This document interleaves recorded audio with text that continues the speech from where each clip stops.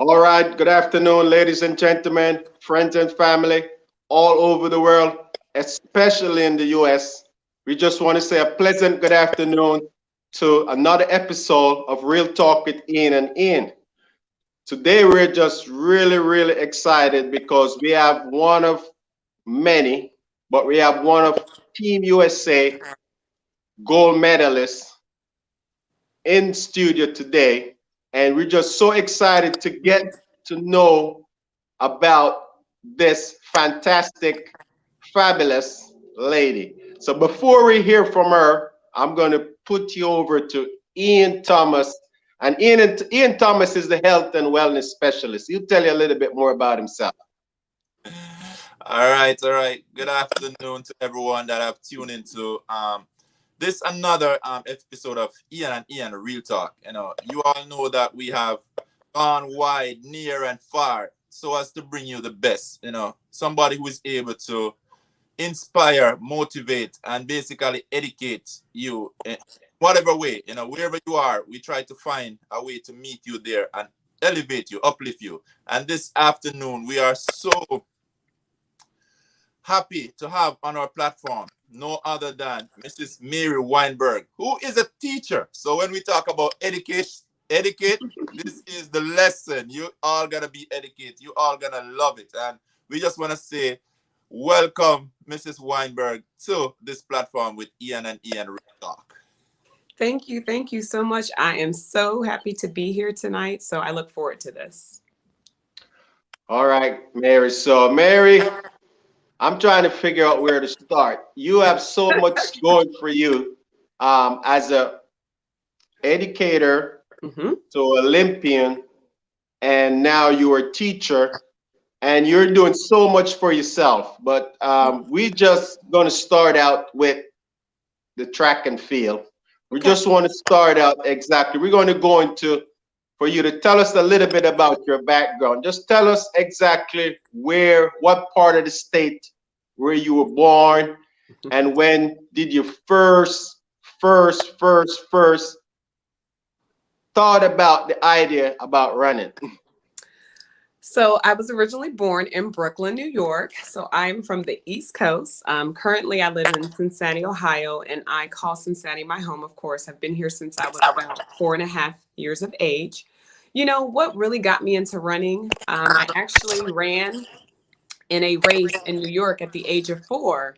And it's kind of like, in New York, they have these block party races. And so I was the only girl racing all of these boys. And I was like so scared. But my mom was like, you know what, go out there. You got this. You can do it. And so I ended up running this race and I ended up beating all these boys. And I can remember, the little gold trophies that they give you sometimes. I received this little small gold trophy and I held on to it and I held on to it and I held on to it.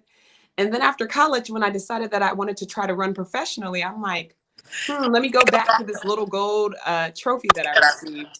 And it just kind of inspired me that, if I could do that at the age of 4, think about what I can do if I put my mind to it, getting out of college into adulthood and trying to run professionally. All right. So fortunately for you, I'm glad that your dream of being Olympian and pretty much into track and field started at the age of 4. We know that started at the age of 4, but I'll get to that no, actually I didn't want to be an Olympian, and I'll tell you about that later. Okay. All right. So originally from Brooklyn, New York, and so Brooklyn, New York, that's where you was born. Can you tell us a little bit about where were you born and how you end up in Brooklyn? Yeah, so I was born in Brooklyn, Coney Island Hospital. I don't even think it exists anymore. But my mom had me at a young age, and I ended up being taken into a home with a lovely, strong Jamaican woman who said, you know what, I want to take this baby in. She is so adorable. I want to raise her as my own. And she ended up being the best role model that I could have had in my life. Not only did she just teach me just life lessons, she taught me how to work hard for things and that nothing is ever given. And it just made me into the person and into the woman and into the mother that I am today. So when I mentioned that I didn't really want to be an Olympian. At age 4, 5, 6, 7, and 8, I always wanted to be a teacher. I knew from a young child that I wanted to help others. And I remember practicing and acting and playing with my friends and acting like they were my students. And that was my dream. That was my dream at the time. And when I started realizing that I had another talent, that I had these long legs and this gazelle-like stride, I started thinking like, maybe I can do something else. And that was, of course, running. And then that's what made me realize at the age of 21 that I wanted to go to the Olympics. All right, Al. I got plenty of questions, but I'm gonna put you over to Ian so he could continue. All right, Mrs. Wineberg, you starting so early. My first question to you, as you see, I have 2 kids here. One just about 2.5 years old, and the other is 10 months old. So I see that your athletic career, you said, begins pretty early, running against those guys and actually beating them. Yes. So I know that must have been a joyous feeling to, at least to be. It was for me, not for them. I know. I could not go home if you beat me on that day, but guess what? Exactly. That must have been tough for those guys. I know that they must remember up to today's date, because that's gonna be something that will last with them. How exactly. come lady came out here and just beat us, blow us away? So what I really want to ask you in terms of my question is that how important is it to get kids involved in the sports at such a tender age? I think being involved in the sport at a young age, it's really important for me. I ran that block party race and I never thought about running again. And the person who raised me, my mom, like I told you, she was from Jamaica. She was not on sports. She was like, you are to go to school and that is it.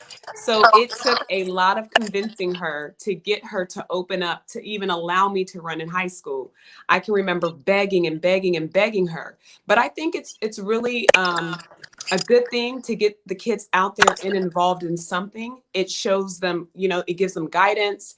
It allows them to be able to learn how to follow directions. It allows them to set goals, and it just allows them to just be out there to see different things. Great. I still, now you're going to learn a little about me. So also, I'm from the country of Jamaica. Yes. Yeah, and it's from Jamaica. So I'm happy to hear that you have some roots there, that you were raised by a Jamaican. So a strict Jamaican, yes. What was some of those early childhood values that she would have instilled in you? Just like I said before about never giving up on things.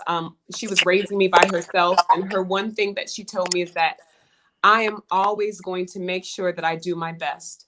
Even if I have to work 3 jobs, I'm going to do my best.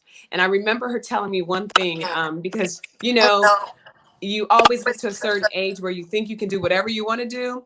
But she really made sure, she said, you will always represent our family name. You will always, no matter where you go, no matter when you walk out of this door, you have to remember the family name. And that was one thing that stuck with me, because I'm thinking, okay, who's going to know our family name? She's like, but everyone will know. Everyone will know that you are my child. And they will come back and tell me if you did something bad. Wow. That sounds like a real Jamaican right there. Hey. So, with that, I'm going to quickly turn you back over to Ian. I know he has some burning question there for you, being an Olympian himself. Let's see. What do you have, Ian? Well, I'm not going to get to the Olympics as yet, but I wanted to still transition into how you got into running and, going into college and all that. So I'm kind of going to work my way up to the Olympics. So the next question I have for you, let's talk a little bit about your high school days. Obviously, we know that high school is so important for development because, in high school, that's when you'll be able to get a scholarship to go to college. So tell us a little bit about couple of your accomplishment while you was in high school, and what high school did you go to? Yeah, so I went to Walnut Hills High School here in Cincinnati, Ohio. It's a very prestigious high school here in the city. And I started running track in the 7th grade. It was funny because one of my best friends kind of got me to go out on the team. I wouldn't have chose to run track, but she was like, hey, I've been running since I was younger. You should try this. And I immediately fell in love with it. There was something about it that I loved. And then once I realized, like I said, I had a talent, and my high school coach, I can remember him looking at me and saying, wow, you're going to be a 400-meter runner. And at the time, I'm thinking, the 400, that's a long time to run around the track. I don't know if I want to do that yet. But there was something in my stride. There was something in me that he said, you know what, you are going to be a 400-meter runner. So I started running from there, and I started learning so many things. I started learning how to run the 400 and kind of dealing with just, I guess, the issues of believing in myself. Because growing up, I kind of had those issues where I didn't think that I was good enough. And I think a lot of that stemmed from just some things of being adopted and not being raised by my mom. And so those put those thoughts into my head. And I had to deal with that in high school into college, and, you know, just really being excited to, I guess, be given an opportunity to run at the University of Cincinnati. Again, I wasn't that talented. I ran a 57.80 in high school. And if you look at that now and you're trying to recruit somebody, I would not be recruited. All right, So good to know. it was a blessing to be recruited, and, you know, immediately having those times drop, and they saw something in me. Now, this might be a funny question for you in terms of your. I know that you got long, well, not long legs. You're tall. So how unhurt that you was not recruited to do the 400-meter hurdles? You know, I think they just realized that I'm uncoordinated, probably. We talked about that, and it's funny. I'll kind of go to college. We talked about it in college, and we kind of realized after I tried and failed, we said, no, that's not an option. Let's just keep her without any obstacles in her way. So yeah. Okay. Well, so if you were supposed to do another sport, what would that be? Ooh, if I could have done another sport, because, you know, I did not do any other sports. I was only a track athlete. And when I kind of talked to my husband about the way that we're going to bring, you know, my two girls up, we definitely want them to be involved in other sports. I would have done soccer, but I would have probably been a little afraid of being hit in the leg or something like that. So that would have been my only fear. But yeah, I would have been interested to try to learn the sport of soccer. Okay. And this is a continuous question. What position you think you would play? I'm trying to see what type of mind where your mind at in terms of. You know, I don't know, maybe the goalie. I don't know. You know, so you see, that means that's a defensive mindset. You know, Hey. So you got two type of player. You got the one that attacks, and you got the one that likes the defense. So, you know, that means that tell me you're a defender. You know, so you all, you know, you like to let others, you know, take the press. In that sport, yes. All right. So we're going to move on. I'm going to move on next to your college experience. So tell us, what here did you end up getting a scholarship, and what other school were interested in you? I know you're from Cincinnati, but were there any other universities that you was thinking about going at the time? I mean, why Cincinnati? So to tell you the truth, no one else was interested in me. And it was an interesting story of how I ended up at the University of Cincinnati. As I stated before, my Jamaican mother, she really wasn't on me going to school for track. And she said, well, why don't you just go for your education? But then we explained, and I remember the coaches sitting down and telling her school can be paid for. And she's thinking, oh, okay, well, maybe we might consider that. And originally, I was thinking of going to a school in Cincinnati called Xavier. Xavier University did not have a track team. And I remember sitting down and writing down this goal of how I was going to start the track team and how I was going to make it there, and I was going to be the first. And then I realized, you know, after going on a visit to the University of Cincinnati and sitting down with the coaches, they sat down with her. She fell in love with them because they said, and, you know, we are going to be able to do this and that for her. And I'm guaranteeing you that she's going to just improve. She really enjoyed hearing that, and we felt at home. And so that is why I chose the University of Cincinnati, home of the Bearcats. I will always be a Bearcat. And it was an amazing experience to not only learn even more about the 400, but I was able to learn a lot about myself. Okay, awesome. But we're going to get to a little bit, as I said, just to know you a little bit more about yourself. So at Cincinnati, I'm gonna ask you one more question and then send you over to Ian. But Okay. my next question is, what was the transition like going from high school? Just for all the young listeners that's listening, what was your transition like, especially your first year going into such a big university? The transition actually wasn't that hard for me. I had came from a really good track program in the city of Cincinnati at my high school. We were really good. And so to come from that type of background and to step into college, yeah, I doubted my abilities. I didn't think that I would be that good enough because I wasn't highly recruited. But I came in that freshman year and I said, you know what? The only thing I can do is give my best. I was able to get to my classes. I was able to learn how to manage practice times and life, outside of track with schooling. And it just worked out really well that I ended up being freshman of the year. So my times dropped down and it was an amazing experience for that first year. Wow, that's Or awesome. not freshman, but best freshman. Best freshman. Okay. Because I'm making note. I'm like freshman of the year. That got to be Best freshman. okay. That got to be a big improvement. Yeah, no, That's definitely. And awesome. I dropped my time down to 55 seconds my freshman year. Okay. So, So tell us a little bit about what did you study? Because knowing that you got a track scholarship, and knowing that you wasn't highly recruited, what were you thinking about your career at the time? Did you know exactly from the beginning what you want to study? I know for me, I didn't know until my junior year what I to your want to junior do. year. Yeah. I did know what I wanted to do, but I had to change my major. I had always been interested in athletic training, but as you can see, athletic training and trying to do track and field at the same time, it just wasn't going to work. It required that I had to put in observation hours and all of these practicums, and I had to sit down and I had to think which one would be, better for me to handle. So I decided to go into exercise physiology, and I ended up graduating with a degree in health and fitness with that degree, and ended up going back to get my education degree, which I probably should have just gotten from the get-go because I had said at age 4, 5, and 6 that I wanted to be a teacher.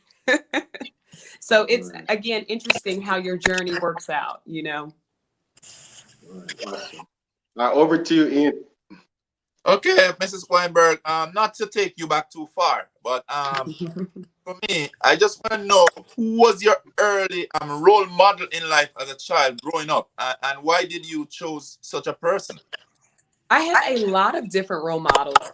I will admit that I did not know my history that much in track and field, especially since I didn't come from a family who really watched track and field. They were more into other sports, other Jamaican sports.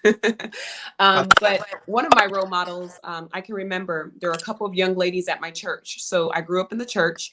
My mom, we grew up in a Baptist church, and a lot of the ladies, they were ladies who were a part of sororities and different things and organizations. And I was able to not only look up to those ladies because they were also friends of my mom, but just to be able to see those women and to see them out in the community and to see what they were doing. That was my very first ever role model. And then, of course, I moved on to having some sport figures being role models. If you don't mind, would you throw any of the sportsmen out there? Yes, well, Wilma Rudolph. Wilma Rudolph. Yeah. Okay, all right. Um, Question for you, because if you realize I'll be tickling you down that teacher, that early childhood part of it. Yes. I'm the family guy here, and I really like to get down to the roots, the early days, what set the stage for where you are today. And then another question in that is that I just want to ask you, how important is the power of belief? Because in the early part, you say you did not believe, but how important is Yes. the power of belief, believing in yourself? It's very important. And when I go back and I continuously talk about my upbringing really helped and it really determined who I am right now. Um, Being raised by someone who tells you not to give up on your dreams and to go after them no matter what.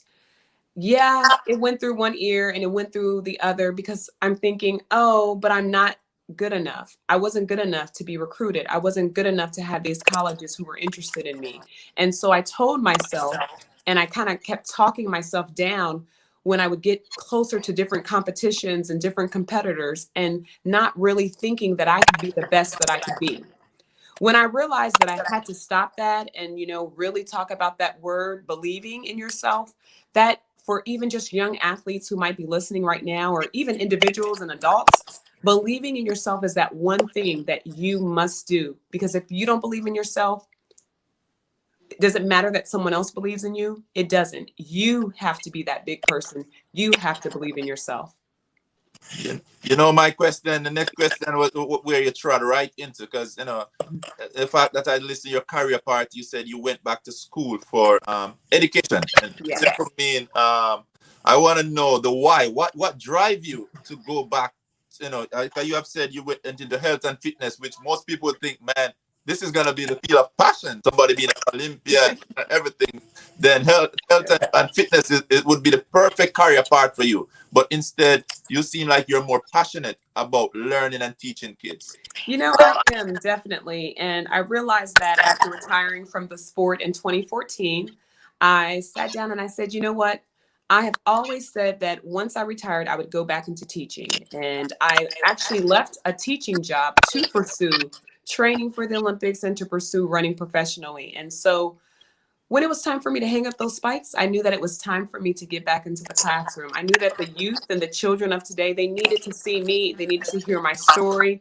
And what better yet than to have an Olympic gold medalist be their teacher.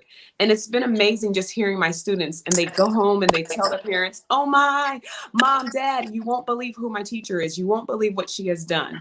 And I think it's just been an amazing journey to teach them some of the same things that I've learned. Thank you very much. There you go, Ian. All right. So I was going to go into the Olympics, but I'm going to wait a little bit. Just to talk about your teaching a little bit, since we're on that topic. Do you ever bring your medal to school to show the kids? And what? Of course. Hey, if I didn't bring that medal, those kids would be so upset with me. I actually used to bring it that they could each get a picture with it at the beginning of the year, and I would kind of print the pictures off for them and sign a little card and send it home. But yeah, definitely, I love sharing and showing my medal. My one thing that I was taught, and especially with winning the Olympic gold medal, is I don't want to hide it. I don't want to keep it away from others. And I know some people, they're very, particular about who they let touch it and who they let see. But for me, I feel like if I would have won this gold medal, I don't think I would have ever seen a gold medal or a medal of any Olympic caliber. And so I want to share it with all, and I share it with all of my students. I have not shared it with the students that I have started this year just yet, since we're just kind of starting, in-person school, but I plan to. But yeah, definitely. The kids love to see it. You should see their faces light up, and they're just like, oh, it's an Olympic gold medal. And I'm like, yeah, think about how many people you can tell that you have been able to hold an Olympic gold medal. Not very many people can say that. That's awesome. So just, I was fortunate enough to hold a gold medal in London 2012. Actually, Carmelita Jeter. I was able to hold I was fortunate to hold a gold, silver, and bronze all at once around my neck. So I'll definitely cherish that moment. Just to be able to, because a lot of people never hold a medal. So you think that it might be that simple, but it's actually just, But tell us a little bit about, you also have won a world championship medal. Yeah. And I know that for people that don't understand track and field, that medal, to me, it's just as good as the Olympic medal. And because if it was an Olympic year, it would have been an Olympic gold medal. Yeah. Tell us a little bit about that medal, because I know that medal had to, that year, before the Olympics, have to give you momentum to actually get the Olympic medal. So how important that world championship medal was to you the year before you won the Olympic medal? It was extremely important. Not only was I trying to make a name for myself, but when I came into the sport, everyone would question and ask, who is this Mary Wineberg? Or originally I started off as Mary Danner, and they would ask, who is this girl? Where did she come from? And it's like, you know, running against some of the best athletes in the world. And I'm basically coming from the bottom and having to prove myself and come up to the top. I knew going into that 2007 World Championships that I had to make a name for myself.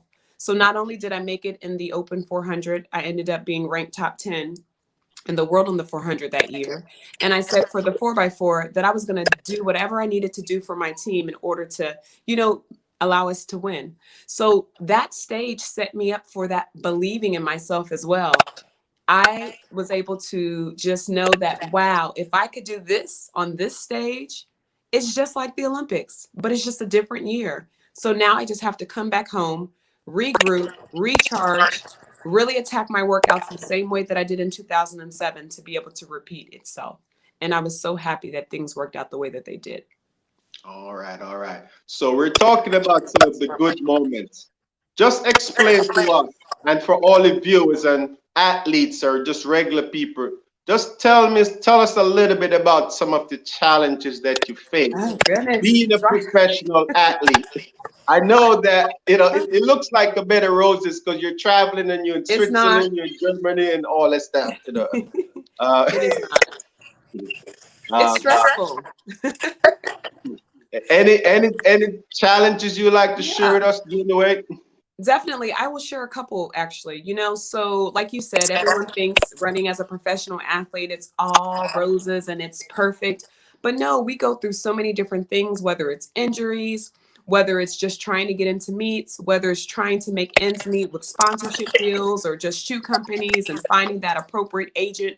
So yeah, it's a lot. It's a lot of behind the scenes. And so I was fortunate to, you know, be able to be surrounded by not only a group of individuals, but my team, I guess you could say, that included my college coach, my husband, who was my training partner, my agent, and just really keeping that close niche and allowing those individuals to help me as I made decisions, you know?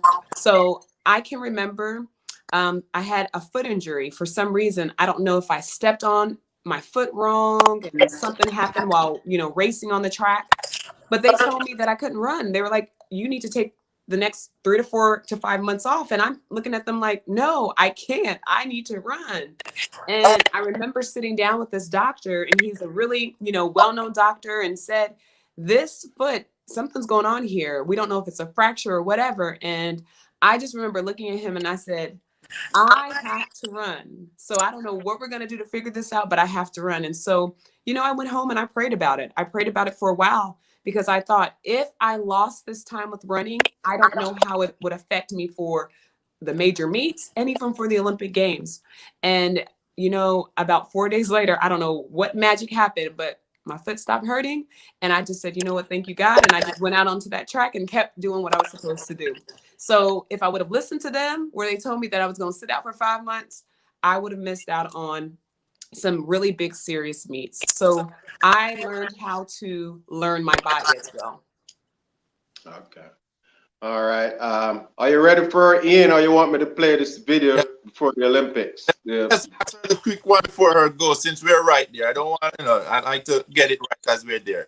So as you said, we all go through our struggles, you know, our ups and our downtime, because a lot of people, most people, I think they welcome the winning, they welcome success, but a lot of people never see the journey.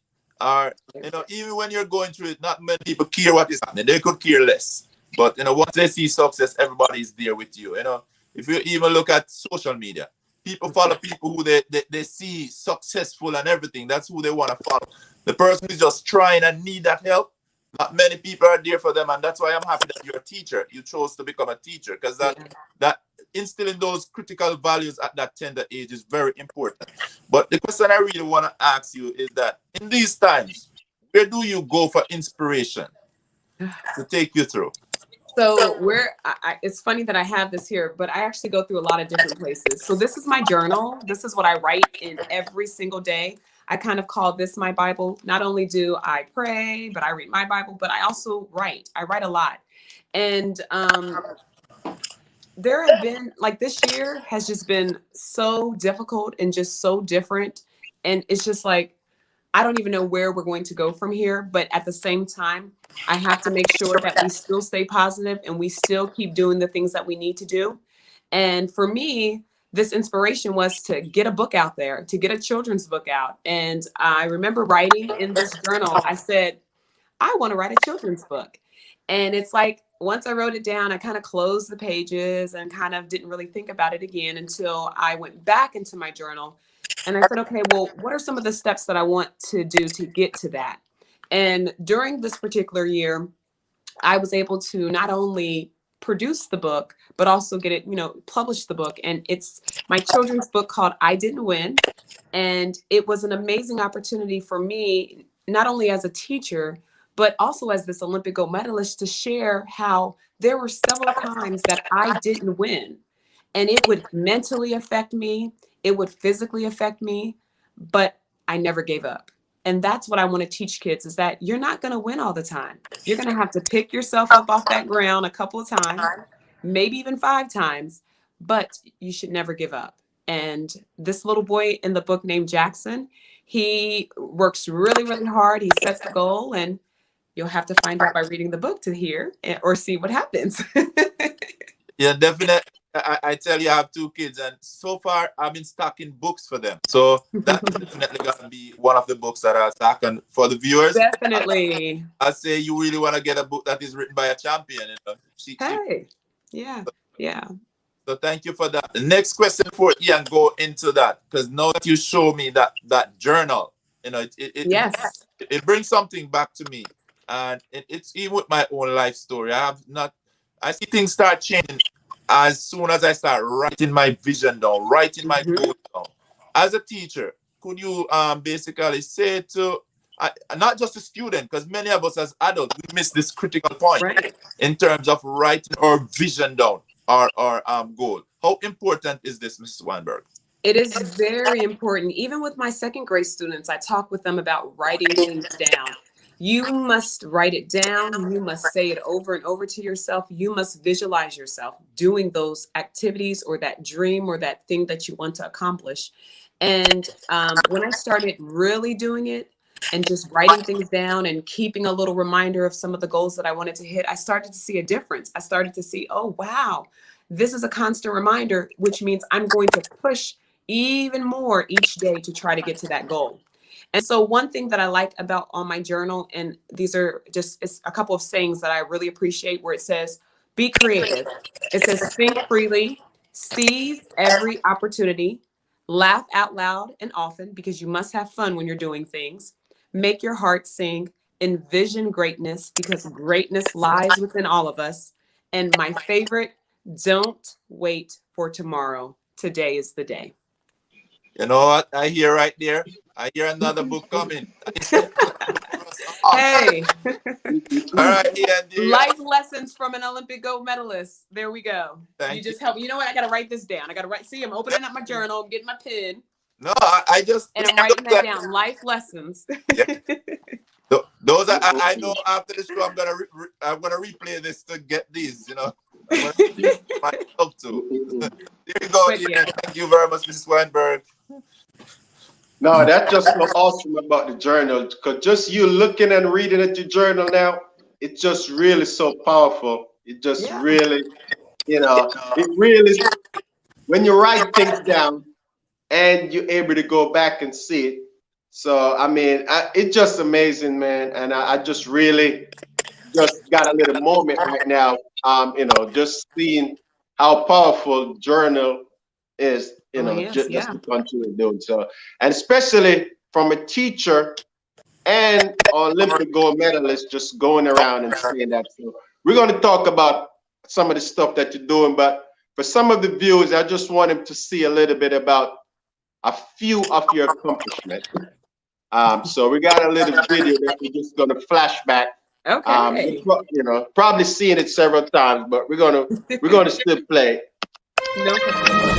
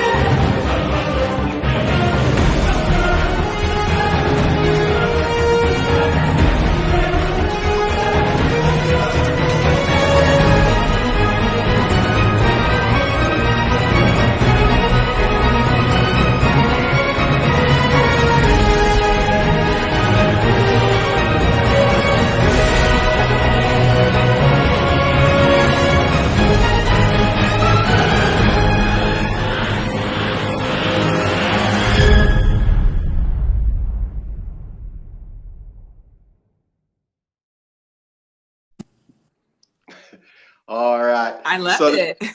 all right. So the first question, I'm not even going to go to the Olympic. As a former athlete, I know how important it is to make it to the Olympic.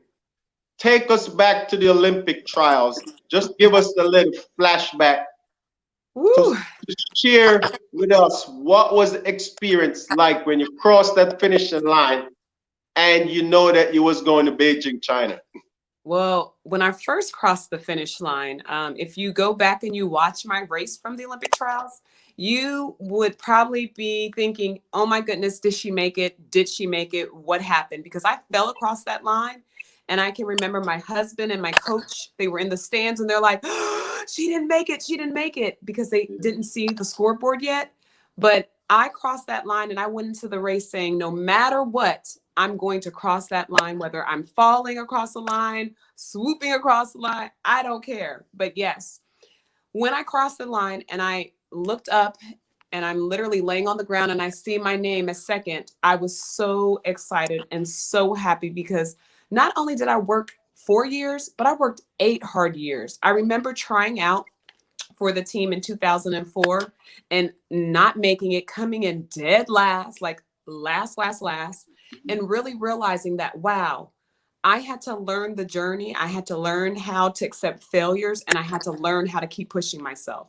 And pushing myself to that limit allowed me to cross that line and to, make it to that Olympic team. All right, awesome. So the next question before I get to the Olympics, as an Olympian, an Olympic gold medalist, how do you like celebrate when you a good performance? I mean, what do you do knowing that you did at least execute a good race? Like, how do you make yourself talk to yourself to say, look, are you just basically, I know your coach pretty much will tell you that you did a good job, but from a personal note, how do you reflect and how do you like, you know, how that experience like during that time? How do you, treat yourself or, pamper yourself, or how do you do a good performance? Yeah, so totally for that.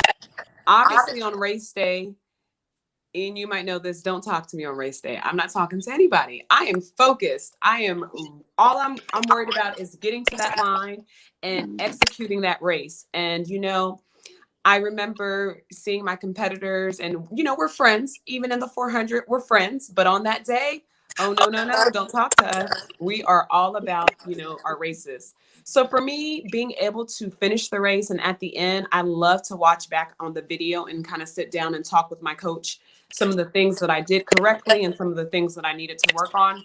And I really got comfortable into a point where I was able to accept the criticism that he was giving me because, sometimes you don't want to hear it. You're like, hey, I just won this race, but you do, because at the end of the day, it's about how do you want to get better? And for me, I wanted to get better. I wanted to hone in on my craft and I wanted to be a great, a really good, great 400-meter runner.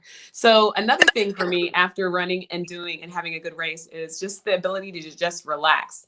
I'm not on pins and needles anymore. I can just like sit back, relax, eat a nice meal and not have to worry about the nerves of the anticipation of the race. So the ultimate thing for me to do after the race was just to also pamper myself.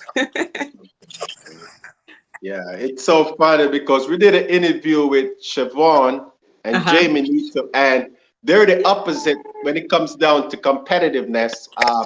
Jamie, his obstacle is the bar, so he doesn't worry about his competitors. Where Siobhan, I would. she more focused, just like you, even with the competitors, and she further on to say that competitiveness is something that strives, as a person, continuous movement. So just want to throw that out there. I know Usain Bolt, he likes to, act funny before the race. Yes, he does. I don't know if I can do that. I'd be like, oh my goodness, I'm wasting too much energy. I got to save all this energy. I have to. All right, over to you, Ian. Yeah, and definitely, I like, it seems like you had a lot of fun along your journey, and that is very important. Enjoy the journey. Even though the road it is not a straight and not a road, ups and down, hurdles and barriers to Right. overcome. All right, Mrs. Weinberg, as you look back at your athletics career since we are here, could you tell us? Because you said basically it's 8 long years, so you did not qualify the first time around. That you really, you put in the work, didn't happen. Can you tell us like two of the mistake that you may have made? That you could probably look back to that. Probably I didn't put in enough work. So two mistakes you probably have made that you would not need anybody else to make those type of mistakes. When I first started training in 2004, I really can't say that there was anything that I did wrong. I think it was just I had to go through this particular journey of just learning more about the sport, learning more about the race, learning more about the different coaching styles. I was being coached by someone else at the time. And if I wouldn't even change anything, like some people have asked, would you change what happened in the past? And no, I don't think I would, because I think I needed that year of failure. I needed those other years after where I was still failing and I had injuries and I just wanted to give up. And I needed that. I needed that to make me into the person who knew that she could go out to the track and just give her best and just keep giving her best no matter what. And then slowly rising and rising and rising up until I was able to say, hey, I'm Mary Weinberg and I run the 400. I do regret not going under 50. That was like one of my biggest goals. And, at the end of the day, you have to also just be satisfied with what you were able to do. And I was able to do a lot. And, I'm thankful for that. Okay, thank you. Another question. You being an educator, I don't want to get away too far. Before you go back to, whether it's in your college, university, or early childhood school, is there any teacher that you want to go back to and say, if or you just want to give them a shout out, thank you for the role that they have played in your life? Because I know the teachers or educators play some valuable role in us getting to our own success or journey. Yeah, there wasn't that one teacher, but what I can remember in elementary school is just having the elementary school teachers just kind of guiding me, because I think it's really important at an elementary age that you have that support to start you up. And definitely into high school, I really enjoyed the teachers challenging me and really pushing me. And then obviously in college with my professors, allowing me to realize that you can be an athlete and you can be a student at the same time. And I'm just thankful for everyone that I encountered, because they all played a role. They all played a role in me getting to where I am today. All right. Right there. The balance now. How did you find the balance between being a student and an athlete? Hey, you know what? That balance came from my Jamaican mom, because she was able to balance every single thing and she stayed on top of her stuff. Like, she was the planner. She knew how to time manage and everything. And so I think from learning that at a young age, I was able to carry that over into college, where I could schedule myself and know when I needed to be at practice, when I needed to get this done for a test, when I needed to study for this. And it's even led into me being a teacher. I know how to manage my time for teaching. I know how to prepare my lessons and my plans. And then obviously with track and field, I was able to do the same. Okay, next thing. I don't know if you're doing it, but I think you may want to open up some virtual learning, because I would probably want to put my child in your class for these values. Hey. You know what? I'm getting all these great ideas from you. I'm going to be writing this down one too. So I hadn't thought about the virtual yet. I do some things with like my storybook and stuff like that, and obviously my motivational speaking. But yeah, that would actually be something to get into with my secure your gold, and just teaching children and just really honing in on those skills for them, because it's very important. They need it. I'll enroll my child. So there you go. Hey, tough love. And I give tough love too. Are you okay with that? I give tough love. I keep it No, real. I definitely believe in it. So there you go. Yeah. Yeah, I don't All right. sugarcoat. I don't sugarcoat anything. All right. That sounds like a plan. So, Mary, let's get into this Olympics in Beijing. Yes, And I'm Beijing. going to start out actually your whole experience before the Olympics. And I want to talk about Team USA.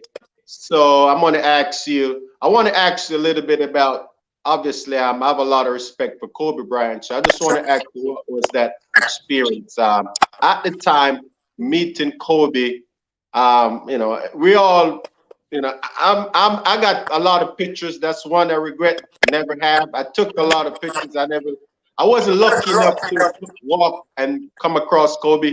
But what was the experience like meeting Kobe and just with the other Team USA, the basketball and swimmers and all that? You know, it was a very amazing experience because for me, just to be starstruck as well, to see these individuals, not only had I seen them on TV, but had been following their career. I can still even remember meeting Kobe and then meeting all of the other athletes. It was during the opening ceremonies. We were all housed in the particular area that they were holding the Team USA. And I remember walking up to some of the basketball players with one of my other teammates, and he was very kind. I said, "Excuse me, Mr. Bryant, is it possible if I could get a picture?" And he said, "Sure, no problem." Kind of chatted a little bit about the Olympics and what to expect. So it was amazing just to see that these people, they're real people. They're not people who don't want to talk to people or share their experiences. And I was very grateful, getting a chance to meet him and then to take that picture. And so sorry to hear, obviously to see him being gone so soon. All right, well, rest in peace, Kobe Bryant. Definitely.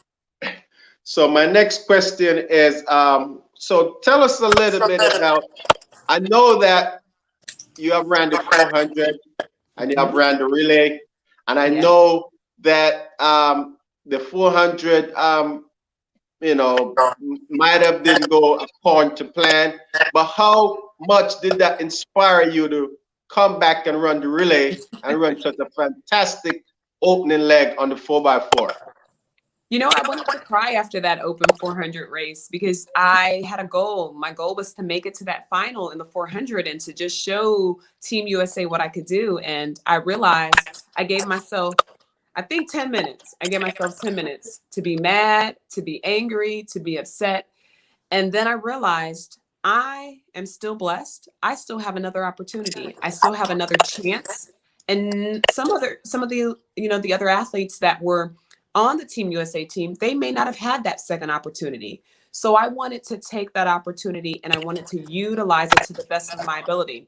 So after that 10 minutes, I said, "Okay, Mary, you lost that race. Okay, let's move on because right now we got bigger things to do. And I'm trying to go out here and I'm trying to get a gold medal with these other young ladies."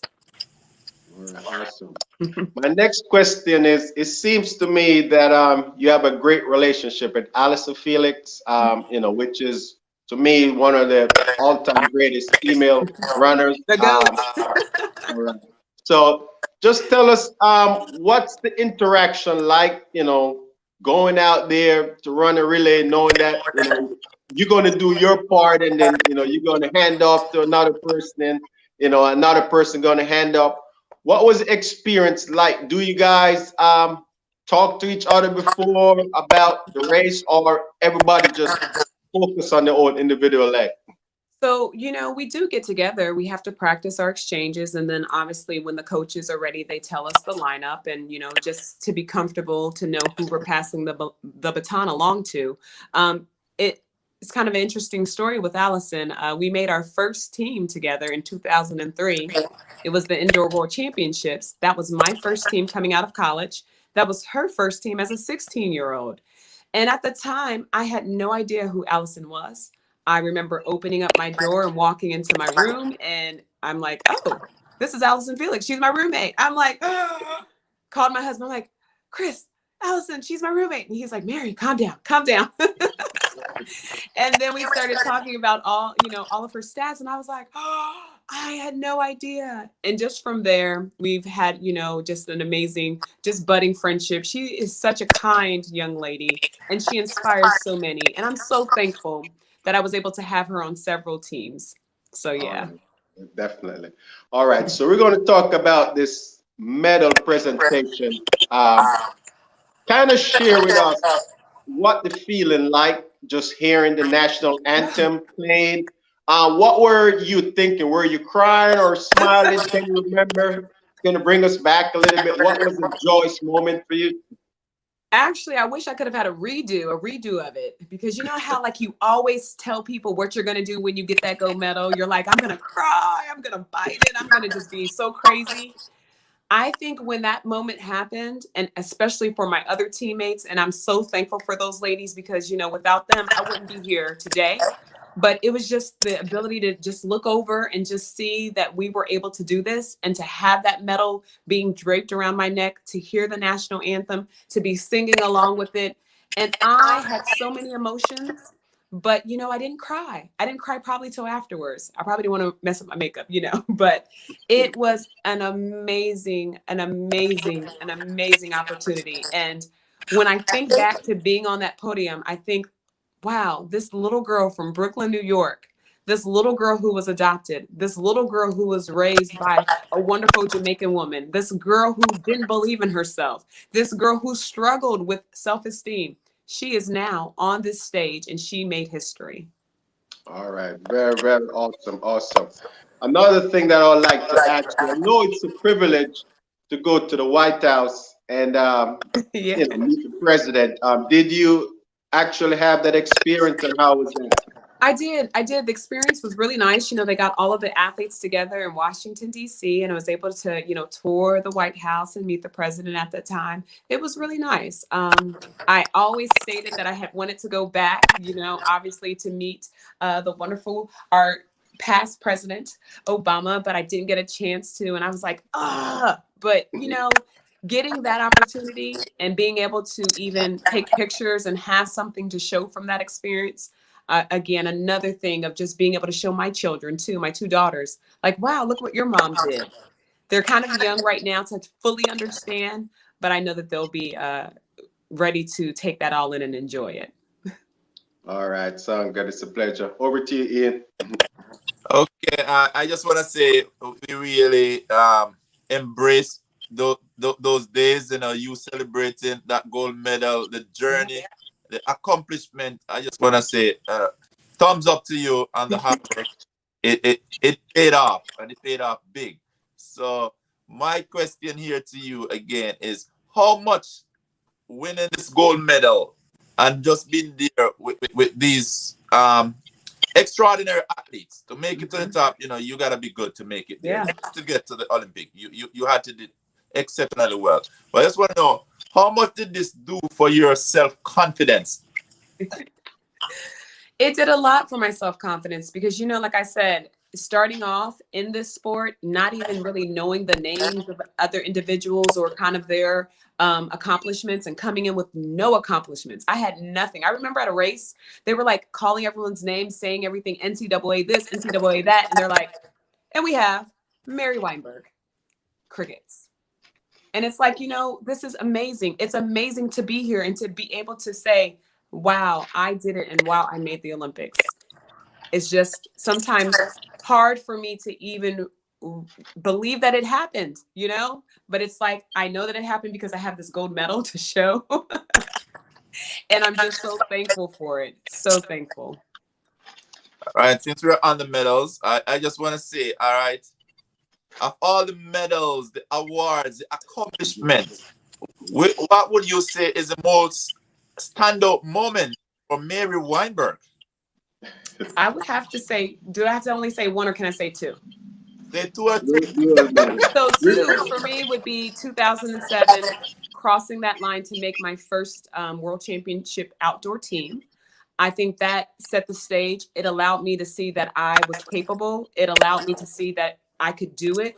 And it boosted my self-confidence tremendously, in the fact that, not to say that I started walking around thinking I was all that in a bag of chips, but I was able to walk around knowing that I could keep my head up and know that, hey, I'm Mary. I'm a 400-meter runner and I am worth it. So that was my first thing. Then obviously 2008, you know, running on the Olympic team, making the Olympics, being able to secure that gold medal and coming back, and just being able to just show the world that, hey, I made history. I made history with 5 other young ladies as well. Okay. In that sense, I just want to ask, you know, All those accomplishments, I'm gonna strip those away. Taking away all the gold medals. Take it away. Taking away tracks. Taking away the classroom. Could you just tell us who is Mary Wineberg now?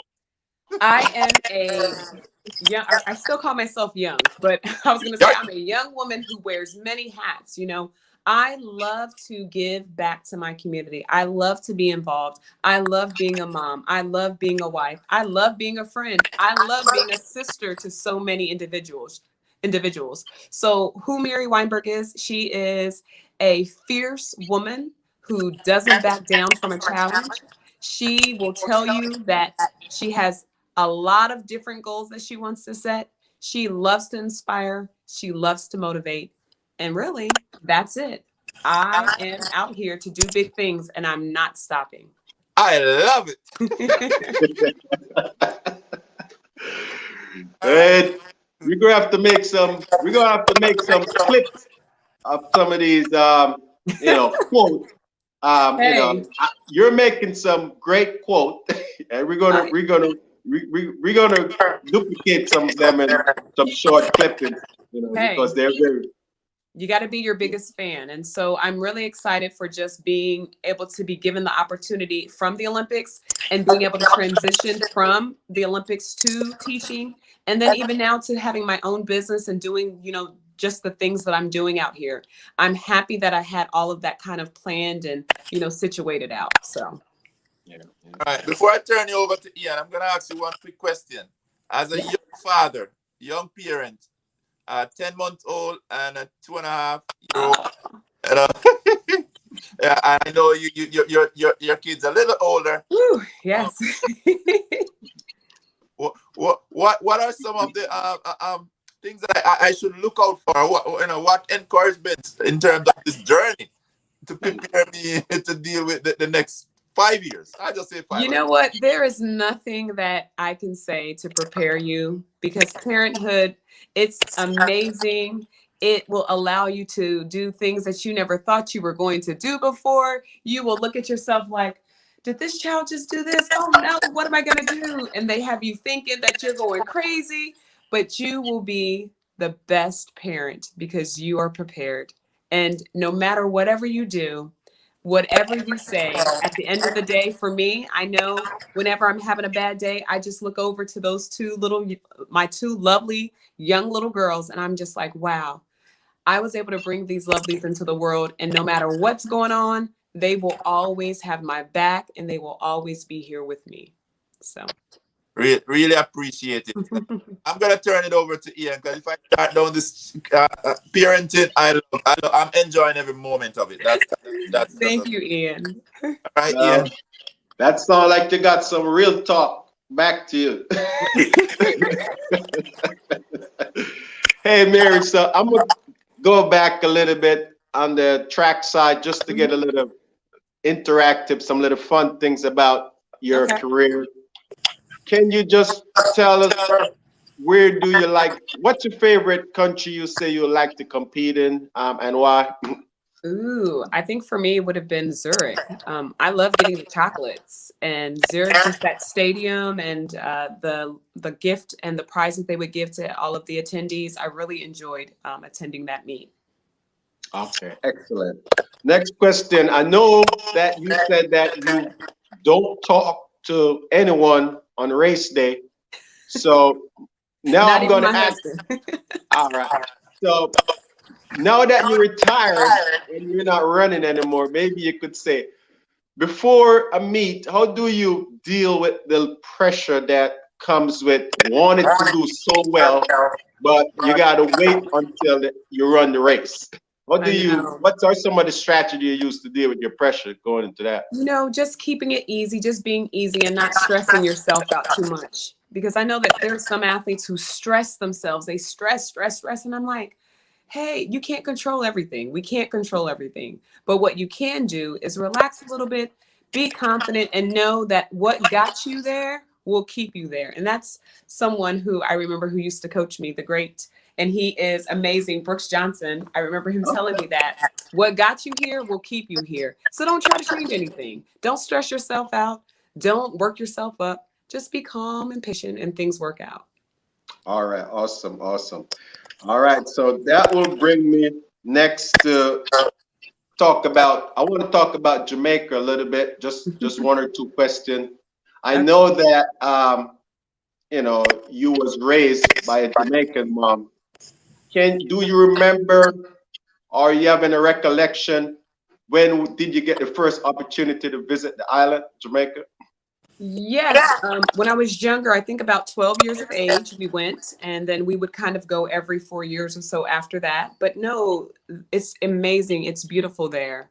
I have not recently gone in the past 4 years, but I would love to go again. I have family that's still there. The beaches are amazing. It's Montego Bay. That's where we oftentimes go back to. It's amazing there. The culture, the people, the food. I always want Jamaican patties when I go, and oxtails and curry goat and all of that. So it's definitely an experience. I'm thankful to have family members that I go visit every other year. And we have our big Christmas feast in which they fix all of my favorite Jamaican foods. So I'm able to, get all of that, the red snapper, the red beans and rice, all of that good stuff. All right, it's sounding good. And the rum So cake, now, and the rum all cake. right. So now we talk about Jamaica. We talk about food. Other question regarding racing. Did you have a favorite playlist or something that inspired you before a race? I didn't have a playlist. I think at the time, how we used to have those little nano iPods, the little small ones. And I know the Yeah. kids now, they're like, what is that? But I would just upload any music, anything that was on, that of that particular year. And that's kind of what I would play. And yeah, it would be some upbeat, some slow, some praise and worship. It would be a combination of everything. All right, all right, all right.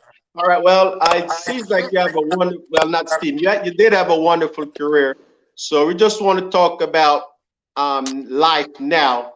Can you just tell us a little bit of any projects that how involved were you in track and field from, with USATF and the Olympics? What organization are you affiliated with, or what are you doing right now?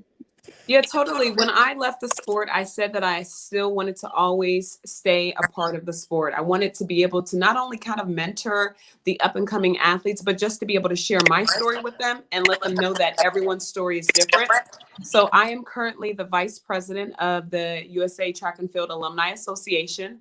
And with that, I also have done little video clips here of where I interview and I give insights with USATF alumni.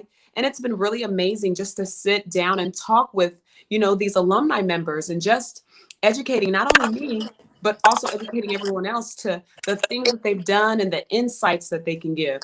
So I do that. I also have my business, Secure Your Gold, LLC, in which I do a lot of motivational speaking with individuals and companies and businesses and really getting people excited about reaching their potential. I also have partnered with Airbnb, in which I host an Olympic experience. I have two of them. I have story time with an Olympic gold medalist, in which you can actually reserve me. I do private groups, I do individuals, and you can have story time in which I'm reading my book one-on-one with the kids and really engaging with them, teaching them about the stories and teaching them about setting goals. And then they have an opportunity to ask any question they want because they have me one-on-one. And it's been amazing just meeting the different type of people from all over the world and also allowing them to see my book as well. I have another experience called Achieving Goals with an Olympic gold medalist, in which I'm very goal oriented and I love talking about reaching goals, and I want to, be that life coach for people to really excite them and get them pumped about reaching their potential. So I do that as well. So Ian, there's never a dull moment in this house, not only with the two girls that I have, raising them and just trying to be everything and be everywhere. I'm also part of two organizations, Alpha Kappa Alpha Sorority Incorporated, and I'm also part of the Links Incorporated. And I sit on 3 boards, and I do so much. Sometimes I'm like, how do I do it all? Well, I need another person. I need a copy of me. well, I always say that track and field athlete, the type of work ethics that we have, and we have shown, if you transition that into, your professional life, because we know if you was able to train 6 days a week, 4 hours, doing all this stuff, I believe that there's nothing that you can't accomplish Nothing. that you won't, so, so once you have a good balance, with everything that you do, then that's just awesome. So you're really doing a lot, for what, since you're retired. I mean, what, 6 years now? I think. What? Yeah. Yes. And we're looking for bigger things, from you. I mean, and I see you going to places. I mean, you're already collaborating with the Olympic Association.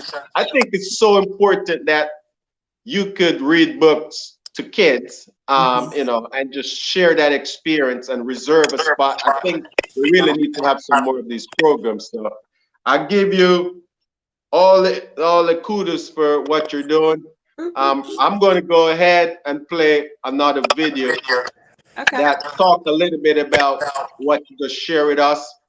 And I want you to tell the viewers also how can they contact you and how they could get in touch with you. So you can I'm just not tell giving my number out. No. Yeah. I said I'm not giving my number out, but no, people can contact me. Feel free to follow me on Instagram, Wineberg400. My website page is maryweinberg.com. That's where you can also order your book. I will personalize it and send it to you. And yeah, just follow me on there. And then, of course, on Airbnb, you can go into the search and put in Story Time with an Olympic gold medalist or Achieving Goals with Mary Weinberg. Those are some of the ways that people can follow me. All right.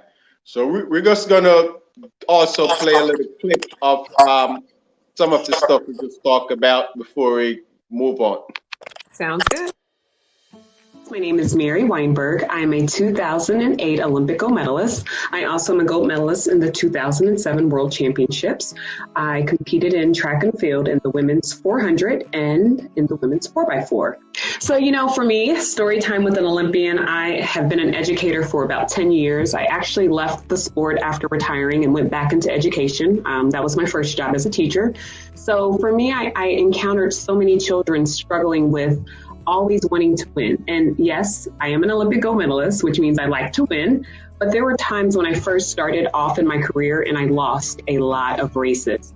And when you lose, you don't feel the greatest. You don't feel very well. And so I decided to say, you know what, let me write a book so that other children can understand what that means as well. And so it inspired me to write my lovely book, I Didn't Win. Hopefully you see that there. And it talks about this little boy named Jackson who I take everything that I learned from training for the Olympics and I kind of put it into a storybook for, the children geared between the ages of kindergarten through third grade, and really put it in words that they understand that, wow, I have to set a goal. I have to know that I can't ever give up. And then I just have to believe in myself. And for me, in my story of with story time, not only do I read the story and I share it with children, but I also go back into kind of my background of why I wrote the book and my experience from the Olympics. And I kind of put those two together for an amazing experience that they will have. And I want to say they'll after leaving this experience, they'll say, wow, I want to be just like Jackson too. So that's my goal.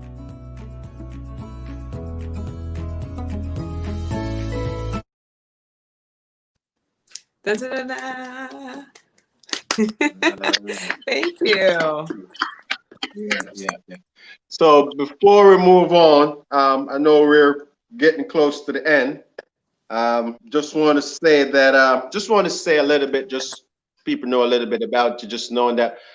Just tell us a little bit.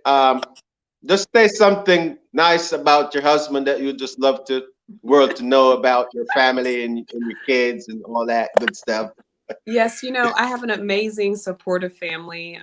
From day one, Chris has always been supportive, starting off as my training partner, in which those days at practice weren't very easy, and just to be able to stick with me through those moments of training and getting to the Olympic Games, along with, my coach, Jim Schnur from the University of Cincinnati.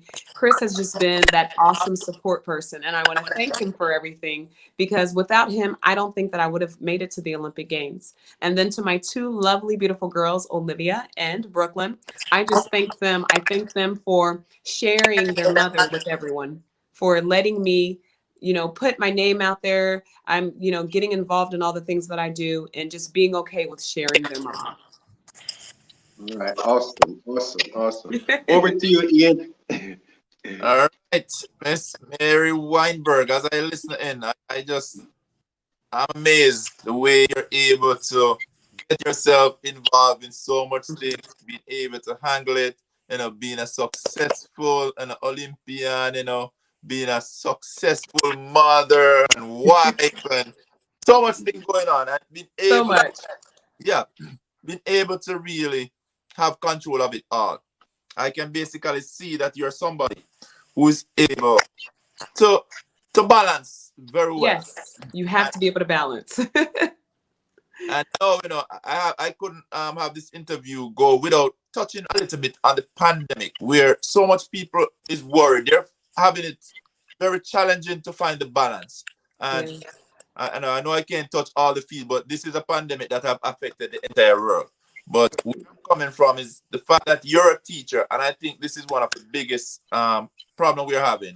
We see it's on the media every day, in this classroom, opening this classroom, back for student, back for teacher. We see a mixed feeling about it. And I just want to ask you, how does this pandemic affect you as a teacher? And how does it affect some of the kids? If you could share that with us. Yeah, definitely as a teacher, it affects me because I'm worried. I want to make sure that we're all being safe and that everything is being done correctly. And, it's the same feelings that my students have. They're nervous, they're scared. This pandemic has really taken over for this year of 2020. And all I can promise them, or all I can offer them, is, as their teacher, that I'm going to do my best to be safe, to be effective, and to teach them to the best of my ability, despite everything that's going on. So I still want them to have a positive outlook and to think of positive things instead of instead of dwelling on the negative things that are happening around us. Great. Next question. That since you're there with all these accomplishments, what are the things that you're most grateful for in life thus far? Say that question again. Two of the things that you're most grateful for. I'm grateful for life, and I'm grateful for my family. I think without either of those two things, I don't think I would be happy. And I know for me, you have to be happy. You have to have peace in your life. And I think that has really helped allow me to just do the things that I have been able to do. And then also just with my family and just everything. You have to be happy. You have to have peace. So I'm thankful for my family, and I'm thankful for life. All right, quickly. With all that you've been through, the experience, the knowledge that have been gained over the years, if this afternoon we may have visitors and followers and someone who will watch this later, and we know with everything that is happening, they may be going through a challenging time, difficulty, whatever the struggle may be. What would be a word of encouragement to those people?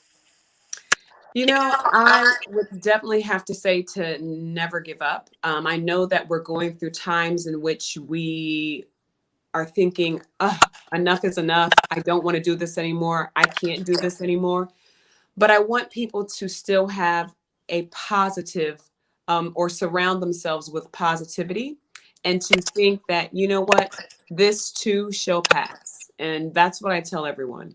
This too shall pass. So just keep believing, keep being encouraged, keep being motivated, and then find something that will make you happy, especially during this time. And I think that those words will definitely help each and every day. Thank you very much. Right there. And it means a lot to some people, because I know a lot of them is like they find this time where they never see this coming. And right. Yeah. Yep.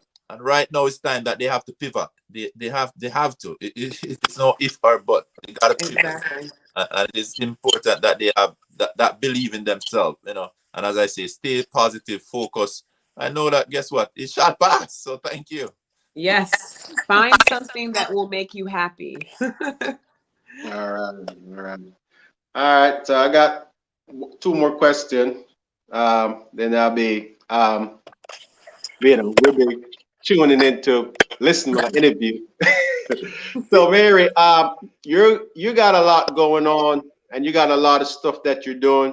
This is always one of my favorite questions. So now, where do we see you now? Where do you see yourself in the next 5 to 10 years? No, I know that you know, kids are growing. Everybody's growing. You're gonna grow. The kid's gonna grow. I'm getting But younger.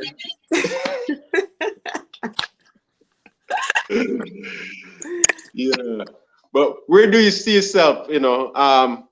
President of the United States, President of USA Track and Field. To answer that, I'm leaving it open. I have so many things that I've written down, just recently within the past week. I definitely want to go into doing some commentating, whether it's for a, big sports channel or local channel here. That is something that I am very passionate about. So I want to really work into incorporating that in the next 5 years. I want to continue to expand Mary Weinberg, the brand, and Secure Your Gold. I want to also have a foundation set up in which I really want to help first-time individuals who are going to college, because for me at the time, I was a first time in my family. There's just so much. I might even want to do a sequel to the book. I didn't win. I'm leaving it open. And like I said, usually when I say that I'm going to do something, I just get it done no matter what. So I'm excited for what is to come in the next 5 years. I am open to what is to come, and I'm excited for what is to come. Awesome, awesome. Well, anyone, Eurosport, ESPN, and NBC, NBC, Olympic Channel, Olympic Channel, that's call watching. me. All right, because you got, we got someone that enthusiastic and just passionate about the sport and have all kind of experience, can share and knowledgeable about track and field. So that's definitely, I see a big future for you, especially on TV. So go for it. And the other thing that I wanted to say that you was the first African American female in the University of Cincinnati to win a gold medal. Yeah. I mean, that's basically going to go down in history. There'll never be another you. What did that mean to you? It meant a lot. It meant a lot, especially with attending the University of Cincinnati and just the history of just everything in general and with athletics. And when I found that out, I was just like, me? Really? And so I will always be proud of that moment, and just to be able to share that, with my children as well. I'm grateful for that. That's being a trailblazer, and I'm thankful to everyone else who allowed me to continue down this path, because without the individuals who were trailblazers before me, I would not have been able to get this done. And I'm thankful for it. And I continue to be a huge supporter at my university and within the athletics department, just so that they know that, hey, dreams can come true. You can do whatever you put your mind to. And I remind the student athletes, that you can't give up. You have to realize your potential, and you have to use it each and every day. Excellent, excellent. That's another quote right there. And yeah, so wrapping up for me before I want to give Ian the last word. All right. I want you to I know how much your Jamaican mom have meant to you. Yes. I just want to say for you to say something. If she was listening right now, what would you like to let her know? I lost my mom in what was it, 2012. So it was for right before the London Olympics. And I knew that there was a reason why I didn't make that team. And, you know, losing her, it allowed me to open up to say, I'll give that one more year to running in 2013. And then I was okay, you know, with putting my spikes up to hang. But if she was able to be here and to be listening, I just want to thank her. Thank her for being hard on me. Thank her for encouraging me. Thank her for not trying to be my friend growing up, but trying to be a parent. And I would just thank her for every sacrifice that she made to give me the best life that I could have, because she's now taught me how to be the best mother and to be the best person that I can be. Amen. Over to you, Ian. Okay, this Wineberg. So in closing, I really want to dig deep in this because I want to get out as much value as I can.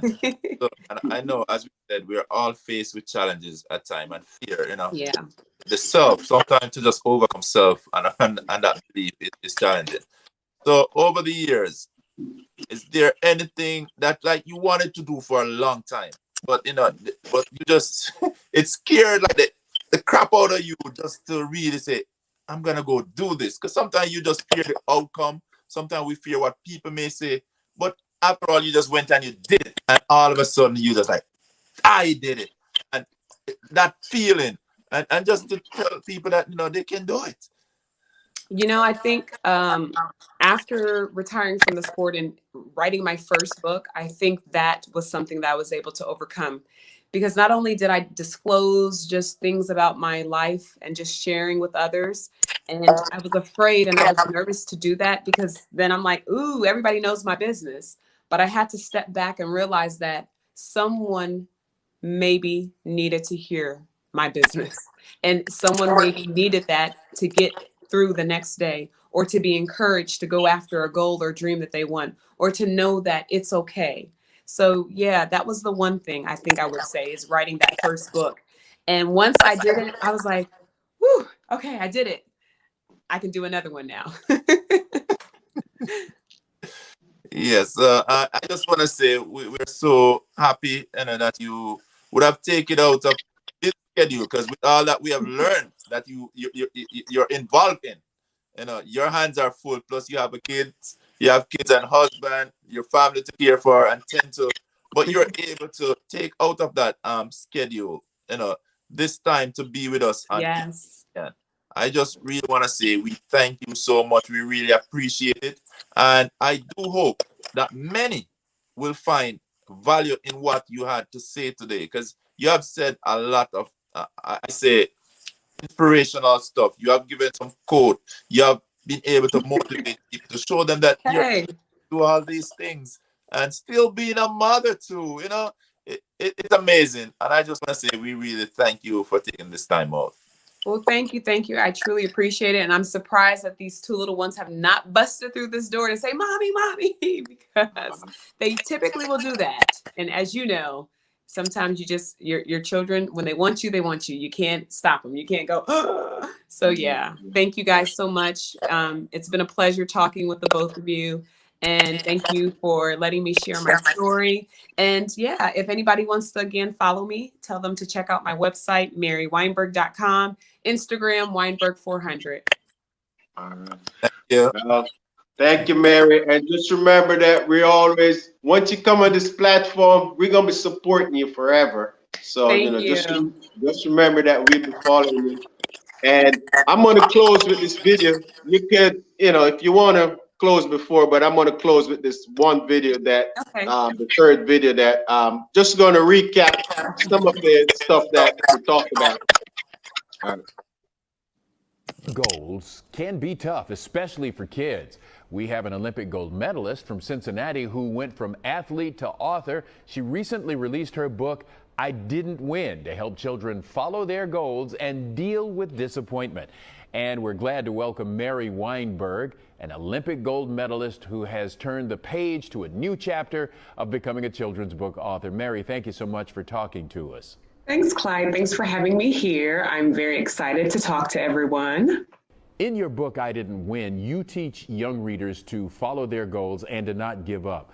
So when did you realize you wanted to write such a motivating book? You know, I realized that I wanted to write a children's book just after being in education for over 10 years. I am a teacher. I teach second grade. So I've been around elementary, students and my friends who have kids of those ages, and also my own 2 children.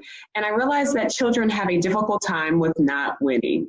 I get that they're competitive. I love their competitive spirit, but they tend to struggle when they don't win a race, when they don't win this, or they don't get that certain grade. And I wanted kids to understand that, even an Olympic gold medalist went through that. I started off with my career not winning races at all, literally losing every single race and feeling, down about it and disappointed. But I had to realize, let's start over, let's set a new goal, and let's keep pushing forward and never give up. And that's what happens in the book with Jackson. And how long did it take to write the book? So the book took over about a year, but when I say a year, it was more of coming up with the concept and the idea. And usually for me, I'm pretty determined and I have unwavering perseverance, as I did in my very first book. So I said I wanted to get done with the story. So it took me a couple of months to actually write everything together, kind of edit it with my husband, kind of share it with my children to see, hey, do they even like it?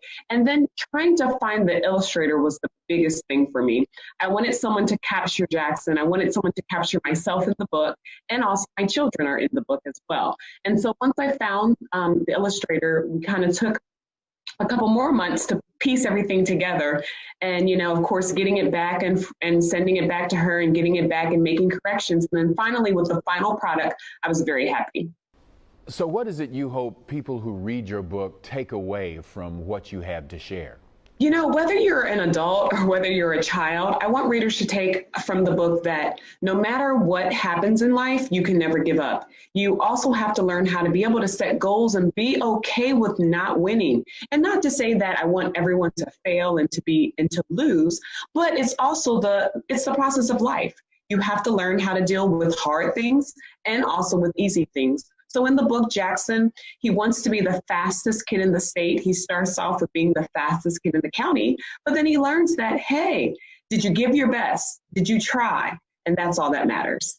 And where can young readers find your book? Totally. I actually am participating in a very big event on Saturday at 9 p.m. If people want to log into Airbnb and log on to Olympic Experiences, they can actually purchase an experience of Mary Wineberg doing her story time.